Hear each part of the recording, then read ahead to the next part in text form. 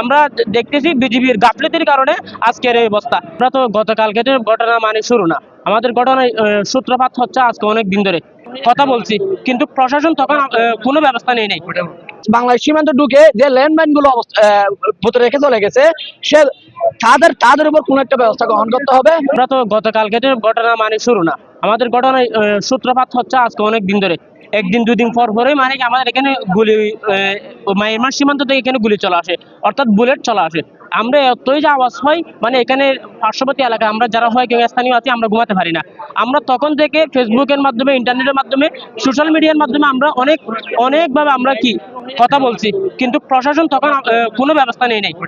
প্রশাসনের কোনো ব্যবস্থা না নেওয়ার কারণে আজকে ডাইরেক্ট আমাদের সীমান্তের এই এলাকার একজন শিশু আহত হয়েছে।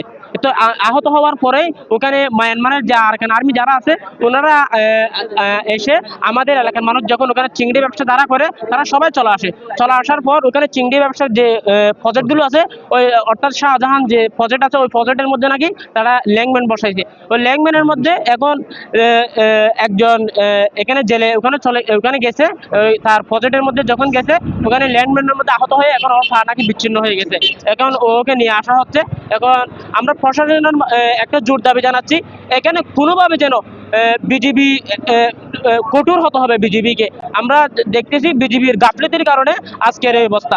বিজিবি যদি প্রথম থেকে যদি কঠোর অবস্থান যদি আমাদের এই সীমান্তকে যদি কঠোর অবস্থান থাকতো, এই অবস্থা হতো না। তাদেরকে কোনোভাবে আশ্রয় দেওয়া যাবে না, কোনোভাবে তাদেরকে এখানে উঠতে দেওয়া যাবে না, তাদেরকে প্রতিহত করতে হবে। এখানে যারা এটা পুরো সন্ত্রাসী গোষ্ঠী, এগুলা আমরা এখনো নিরাপদ বোধ করতেছি না। কেন? একটা উদাহরণ হলো দেখেন, এই মুহূর্তে একজন ভাই ল্যান্ডম্যানের মধ্যে এখন পা বিচ্ছিন্ন হয়ে গেছে। তো যেহেতু সবাই চলে আসছিল, বিজিবি সহ চলে আসছিল, তো সেই সময়ে আমাদের সীমানার মধ্যে তারা ল্যান্ডম্যান বিভিন্ন ধরনের অস্ত্র এখানে রেখে চলে যায়। তো যার কারণে মানুষ যদি যায় এখন আহত হচ্ছে। যে হাউসিং টিপটা প্রায় 1 জনের মতো জায়গা, ওইটা পার হয়ে আরেকটা নদী আছে, ওই নদীটা পার হয়ে আরেকটা বিলাসচর দ্বীপ আছে, আরো পূর্বে গিয়ে আরেকটা বিলাসচর দ্বীপ পার হয়ে আরেকটা নদী আছে, ওই নদী পার হয়ে একটা ছোট্ট দ্বীপ আছে, ওই দ্বীপটা পার হয়ে মূল একটা নদী আছে যেটাকে নাম নদীর সমান মধ্যভাগ বলা হয়।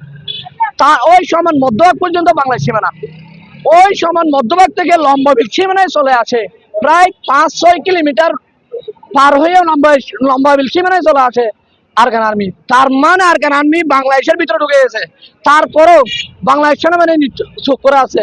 তার মানে বাংলাদেশ সেনাবাহিনী বিড়াল প্রশাসন, বাংলাদেশ সেনাবাহিনীর মতো বাংলাদেশ সেনাবাহিনীর নামে বাঘ, কিন্তু হুঙ্কার নাই। সর্বশেষ আমি বলতে চাই, নিরাপত্তার জন্য বর্তমানে আরাকান আর্মি যেগুলো বাংলাদেশ সীমান্তে ঢুকে অবস্থান করে আছে এবং বাংলাদেশ সীমান্তে ঢুকে যে ল্যান্ডমাইন গুলো ভূতে রেখে চলে গেছে, সে তাদের উপর কোন একটা ব্যবস্থা গ্রহণ করতে হবে এবং বাংলাদেশের জনগণ যেন ওদিকে গেলে কোনো ক্ষয়ক্ষতির সম্মুখীন না হয় সেরকম ব্যবস্থা করতে হবে। এমনকি আরাকান আর্মিরা বাংলাদেশের সীমানে ঢুকে আগামীকাল গরু নিয়ে গেছে, জাল নিয়ে গেছে, বাংলাদেশ সীমানায় ঢুকে বাংলাদেশ হাউসিং টিপ এবং বিলাসচর দ্বীপের বাসা পুরে ফেলছে। এখন আমরা নিরাপদ, অবশ্যই আমরা এখন নিরাপদহীন, আমরাও নিরাপদ, কোনো ফলাফল পাই নাই। এখনো শোনা যাচ্ছে আর আর্মিরা গাপটি মেরে বসে আছে, বাংলাদেশ প্রশাসন কোনো ব্যবস্থা নিচ্ছে না।